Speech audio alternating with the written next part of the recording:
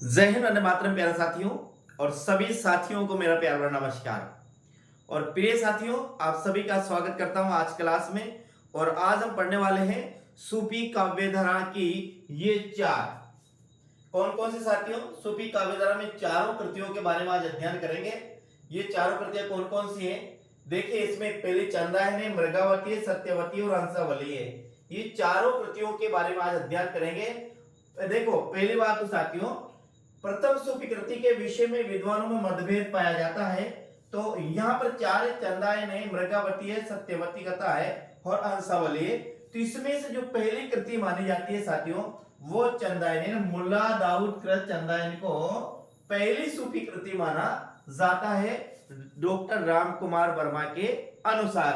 तो आप इसको याद करेंगे, कैसे याद करेंगे आप? चंदा, मुल्ला और राम याद करेंगे। चंदायन, मुल्ला दाऊद और राम कुमार वर्मा। यहां करेंगे आप मृग को और ये करेंगे शे। मृग से मृगावती, कु से साथियों क्या कुतुबन और से क्या बनेगा? आचार्य शुक्ल बनेगा। यहां क्या याद करेंगे आप? सत्य, ईश्वर और ये है हजारी। इसको ऐसे याद करेंगे, सत्य, ईश्वर, हजारी। सत्य सत्यवती कथा, ईश्वर से ईश्वर दास और हजारी से हजारी प्रसाद द्विवेदी। हंसावली से याद करेंगे साथियों, हंसावली, ऐसे फिर असाई और फिर डॉक्टर नगेन। इस प्रकार से चार कृतियों की याद करेंगे। तो यहाँ पर सूफी काव्य की जो पहली कृति मानी जाती है साथियों, वह मुल्ला दाऊद कृत चंदायन मानी जाती है। अब यह देखिए, अपन जो आगे जो पढ़ते हैं, अपनी पहली कृति आती है प्रिय साथियों, वो आती है चंदायन। क्या आती है? चंदायन। चंदायन के रचयिता है साथियों कौन है? मुल्ला दाऊद है। और ये किसके अनुसार सूफी काव्य की पहली कृति मानी जाती है साथियों? तो ये मानी जाती है राम कुमार वर्मा ने साथियों इसे है सूफी काव्य की पहली कृति माना है। किसको? चंदायन को। और माना भी किसे जाता है? चंदायन को ही सूफी काव्य की पहली कृति माना जाता है साथियों। आगे देखें, नायक की बात करते हैं साथियों। इसका नायक है लोर और नायिका है चंदा। ध्यान रखना साथियों, इसका नायक तो है लोर और नायिका कौन है? चंदायन। ध्यान रखना, सूफी काव्य की जितनी भी कृतियां हैं, उन कृतियों का जो नाम है वो नायिका के नाम पर रखा गया है।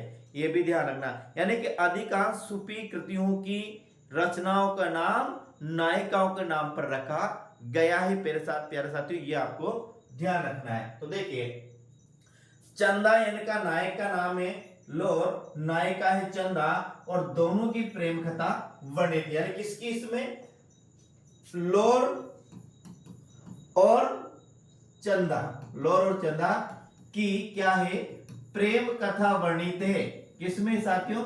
चंदायन में। किसकी है? नायक इसका लोर है, नायिका इसकी चंदा है। नायक इसका लोर है, नायिका इसकी चंदा है। दोनों की प्रेम कथा वर्णित है। माता प्रसाद गुप्त ने इसे लोर कथा कहा है। ध्यान रखना, एक नाम आता है माता प्रसाद गुप्त, क्या? साहित्य इतिहासकार। ये माता प्रसाद गुप्त भी कौन है? ये भी साहित्य इतिहासकार है। इन्होंने इस चंदायन को क्या कहा है? लोर कथा कहा है। ये आपको ध्यान रखना है कि माता प्रसाद गुप्त ने चंदायन को लोर कथा कहा है। आगे इसमें गारुणी का प्रसंग आता है। हिंदू परंपरा पर आधारित एकमात्र प्रेमाख्यान काव्य, ये भी आपको ध्यान रखना है। किसमें गारुणी का प्रसंग आता है साथियों? चंदायन में गारुणी का प्रसंग आता है। और हिंदू परंपरा पर आधारित एकमात्र प्रेम काव्य है, तो वह कौन है? चंदायन। आपको याद रखना है, ध्यान रखना है कि हिंदू परंपरा पर आधारित एकमात्र जो प्रेम काव्य है वो क्या है? चंदायन है। एकमात्र प्रेमाख्यान जिसमें मसनवी शैली का प्रयोग नहीं किया गया है। एकमात्र प्रेमाख्यान कौन सा है? जिसमें मसनवी शैली का प्रयोग नहीं किया गया है। ये ध्यान रखना साथियों कि एकमात्र प्रेमाख्यान काव्य कौन सा है? तो एकमात्र प्रेमाख्यान काव्य है साथियों जिसमें मसनवी शैली का प्रयोग नहीं किया गया है, वो है साथियों चंदायन। आपको ध्यान रखना है। अब मसनवी शैली क्या है साथियों? मसनवी शैली एक पारसी शैली है साथियों। क्या है? एक पारसी शैली है जिसमें सर्वप्रथम साथियों खुदा की इबादत की जाती है। फिर इसके बाद साथियों खुदा के चार बंदे की इबादत की जाती है। फिर इसके बाद शाह वक्त के रूप में फिर राजा की स्तुति की जाती है और फिर गुरु की स्थिति की जाती है, फिर अपना आत्म परिचय देकर साथियों रचना शुरू की जाती है। ऐसे एक ये मसनवी शैली है। तो चंदायन एकमात्र ऐसी रचना है जिसमें एक तो मसनवी शैली का प्रयोग नहीं किया गया। चंदायन एकमात्र एक रचना है साथियों जो हिंदू परंपरा पर आधारित है।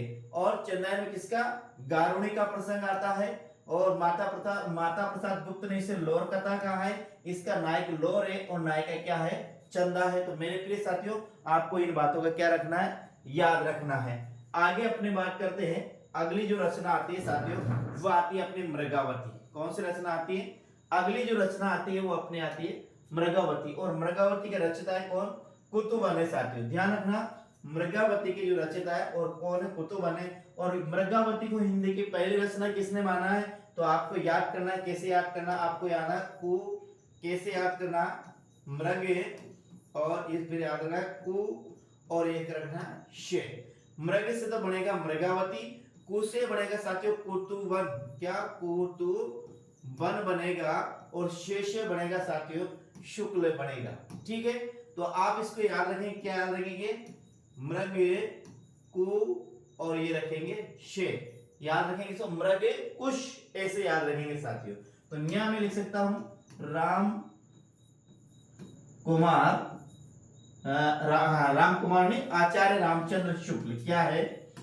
आचार्य रामचंद्र शुक्ल साथियों इस रचना का, यानी आचार्य रामचंद्र शुक्ल है, इसे हिंदी साहित्य की क्या पहली रचना मानते। आपको ध्यान रखना है। इसमें उड़ने वाली राजकुमारी का वर्णन है। ध्यान रखना वह कौन सी रचना है जिसमें उड़ने वाली राजकुमारी का वर्णन है? तो मृगावती वह रचना है साथियों जिसमें उड़ने वाली राजकुमारी का वर्णन है। आपको ध्यान रखना है। इस कथा का समापन शांत रस में होता है। कथा के अंत में कथा नायक की मृत्यु हो जाती है। दोनों नायिका मृगावती और रुक्मणी नायक के साथ सती हो जाती है। यह भी आपको ध्यान रखना है साथियों। कौन? मृगावती जो रचना है इसके रचयिता कौन है? कुतुबन है। ध्यान रखना। पहली बात, इसमें उड़ने वाली राजकुमारी का वर्णन है किसमें? मृगावती में। इस कथा का समापन शांत रस में होता है, ये भी याद रखना है। कथा के अंत में नायक की क्या हो जाती है? मृत्यु हो जाती है। और दोनों नायिका, एक तो कौन है? मृगावती है और एक और नायिका आती है इसमें साथ रुक्मणी, दोनों नायक के साथ क्या हो जाती है? क्षति हो जाती है। ये आपको ध्यान रखना है। किसमें? मृगावती में आपको ध्यान रखना है साथियों। एक बार कौन है? मृगावती के रचयिता कौन है? कुतुबन है। आपको ध्यान रखना है मृगावती के रचयिता कौन है? कुतुबन है। और आचार्य रामचंद्र शुक्ल ने साथियों इसे सूफी काव्य पद्धति की पहली रचना माना है मृगावती को।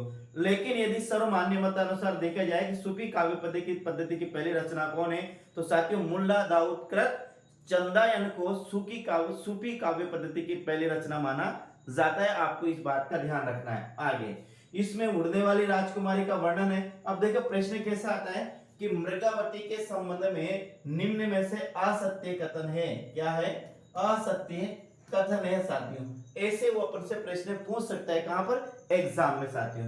तो ध्यान रखना है। इसमें एक तो उड़ने वाली राजकुमारी का वर्णन है, समापन शांत रस में होता है, कथा के अंत में नायक की मृत्यु हो जाती है और फिर मृगावती और रुक्मणी जो दोनों नायिका वो नायक के साथ क्या हो जाती है? सती। यदि इसमें एक और लिख सकते हैं, इसमें गारुड़े का प्रसंग आता है। किसका? गारुणी का प्रसंग आता है। तो फिर क्या होगा? ये जो कथन है ये कथन के साथ असत्य कथन है। तो याद रखना साथियों ये पूरा 1 2 3 चारों ही कथन आपको याद रखना है। इसमें किसमें? मृगावती में ये चारों ही कथन याद रखना है। इसमें उड़ने वाली राजकुमारी का वर्णन है। कथा का समापन शांत रस में होता है। कथा के अंत में नायक की मृत्यु हो जाती है और दोनों नायिका कौन? एक तो मृगावती और एक रुक्मणी नायक के साथ क्या हो जाती है? सती हो जाती है साथियों। तो आपको ये चारों ही प्रश्न की चारों ही पॉइंट क्या है? याद रखना है। अगली जो रचना आती साथियों अपनी आती है वो आती है हंसावली। कौन आती है? हंसावली। अगली रचना बनती है हंसावली हसाइत और नगेंद्र। हंसावली असाइत नगेंद्र साथी। डॉक्टर नगेंद्र। कौन? डॉक्टर नगेंद्र ने इसे सूफी पद्धति की पहली रचना माना है। आपको ध्यान रखना है। हंसावली को, जिसके रचयिता असाहित है और डॉक्टर नगेंद्र ने इसे सूफी पद्धति की पहली रचना माना है। अब देखिए, हंसावली पाटन गुजरात की राजकुमारी थी। याद रखना, ये पाटन है, एक गुजरात का एक शहर है। तो जो हंसावली थी साथियों, ये पाटन गुजरात की एक राजकुमारी थी, आपको ध्यान रखना है। तो हंसावली पाटन गुजरात की एक राजकुमारी थी। प्रतिदिन 5 पुरुषों की हत्या किया करती थी। ये ध्यान रखना साथी, क्या है ये, प्रतिदिन 5 पुरुषों की हत्या किया करती थी। कौन? हंसावली। हंसावली प्रतिदिन 5 पुरुषों की हत्या करती थी। कथा नायक राजकुमारी का हृदय परिवर्तन कर उसे विवाह कर लेता है। ये भी ध्यान रखना, किसमें? हंसावली में। ऐसा आता है जो कथा नायक होता है वो राजकुमारी का हृदय परिवर्तन, राजकुमारी यानी किसका? हंसावली का वो हृदय परिवर्तन कर लेता है और फिर उससे वो विवाह कर लेता है। इसमें ग्रंथि मोक्ष का वर्णन है। ग्रंथि मोक्ष करते पूर्व जन्म की यादें। जिस पूर्व जन्म की यादों के कारण ही ये हंसावली साथियों प्रतिदिन 5 पुरुषों की हत्या किया करती थी। किसके कारण? इस ग्रंथि मोक्ष के कारण। तो याद रखना, गारुणी का प्रसंग किसमें आता है? पहली रचना पढ़ी अपने चंद्रायन, जिसमें गारुणी का प्रसंग आता है। दूसरी रचना अपन ने कौन सी पढ़ी साथियों? दूसरी रचना आती है अपने दूसरी रचना अपने कौन सी आती है? दूसरी रचना पढ़ी अपने मृगावती, जिसमें क्या होता है? मृगावती में उड़ने वाली राजकुमारी का वर्णन। मृगावती में उड़ने वाली राजकुमारी का वर्णन है। कथा का समापन शांत रस में होता है। कथा के अंत में नायक की मृत्यु हो जाती है और दोनों नायिका कौन? मृगावती और राजकुमारी नायक के साथ क्या हो जाती है? सती हो जाती है साथियों।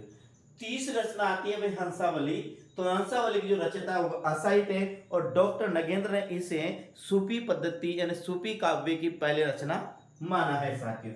हंसावली प्रतिदिन कितने पुरुषों की हत्या किया करती थी? तो हंसावली प्रतिदिन 5 पुरुषों की हत्या करती थी साथियों। कितने पुरुषों की? और हंसावली थी एक गुजरात पाटन की राजकुमारी थी।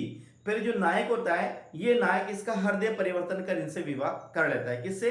हंसावली से। याद रखना, हंसावली पाटन गुजरात की राजकुमार थी, प्रतिदिन 5 पुरुषों की हत्या करती थी। नायक इसका हृदय परिवर्तन कर इनसे विवाह कर लेता है और इसमें ग्रंथि मोक्ष का वर्णन मिलता है। ग्रंथि मोक्ष का वर्णन होता है पूर्व जन्म की यादें, और जिसके कारण ही ये हंसावली प्रतिदिन 5 पुरुषों की हत्या किया करती थी, क्योंकि इसे पूर्व जन्म की यादें याद होती है साथियों। ध्यान रखना आपको, ठीक है। एक बार पुनः देखिए, हंसावली के रचयिता असाई थे और डॉक्टर नगेंद्र ने इसे सूफी काव्य पद्धति की पहली रचना माना है।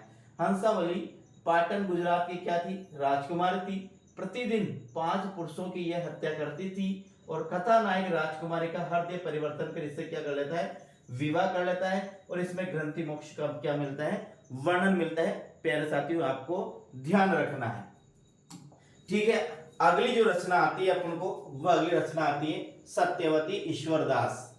सत्यवती ईश्वरदास, और इस सत्यवती कथा को हिंदी की पहली रचना मानने वाले हैं साथियों, वह है हजारी प्रसाद द्विवेदी। कौन? हजारी प्रसाद द्विवेदी ने साथियों इसे हिंदी की पहली रचना है, हिंदी की क्या? सूफी काव्य पद्धति की पहली रचना माना है। और अपन को ध्यान रखना है कि सूफी काव्य पद्धति की जो पहली रचना है कौन है? चंदायन है। और चंदायन किसने लिखी? मुल्ला दाऊद ने लिखी। और किसने इसे माना है? राम कुमार वर्मा ने इसे पहली रचना माना है। और सर्वमान्य मतानुसार भी चंदायन को ही सूफी काव्य पद्धति की पहली रचना माना जाता है। अगली चौथी रचना अपने पास आती साथियों ईश्वरदास, जिसके रचयिता कौन है? सत्यवती रचना आती है जिसके रचयिता ईश्वरदास है। और साथियों इसको हजारी प्रसाद द्विवेदी ने सूफी पद्धति की पहली रचना माना है। इसके रचनाकार का संबंध राम भक्त शाखा से होने के कारण आचार्य शुक्ल ने इसे सूफी कवि नहीं माना है।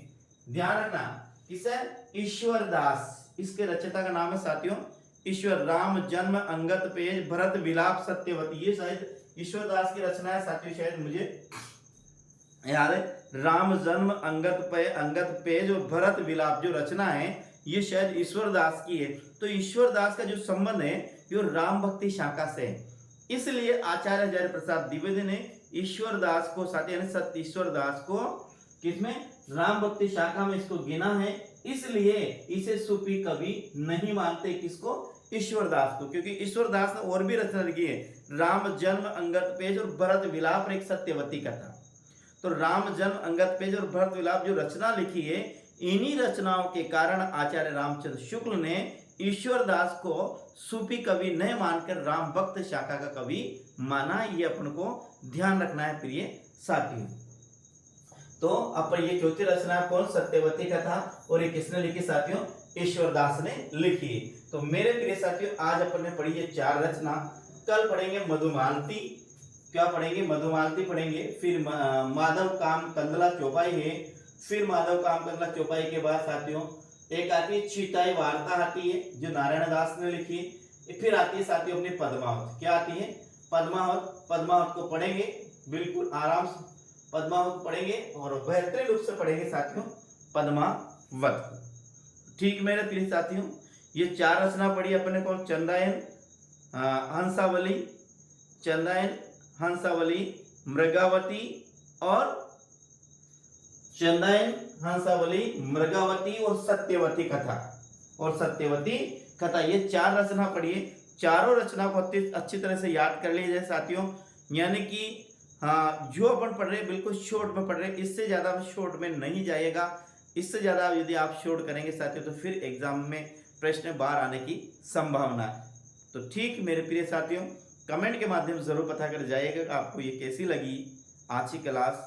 और वीडियो को शेयर और लाइक करना मत भूलिएगा। चैनल पर पहली बार तो चैनल को जरूर सब्सक्राइब कीजिएगा। जय हिंद, वंदे मातरम। प्यारे साथियों, खूब पढ़िए, मस्त पढ़िए और अपने लक्ष्य को अपनी आंखों में बसाकर रखिए। इसको निश्चित पूरा करना है साथियों। यानी कि इस बार हमें फर्स्ट ग्रेड सेकंड ग्रेड में जिसकी भी हम तैयारी कर रहे हैं साथियों, तो हमें निश्चित रूप से या तो हमें कॉलेज लेक्चर बनना है या वरिष्ठ अध्यापक बनना है साथियों। तो जय हिंद, कल फिर मिलते हैं साथियों अगली क्लास में। राम राम साथियों।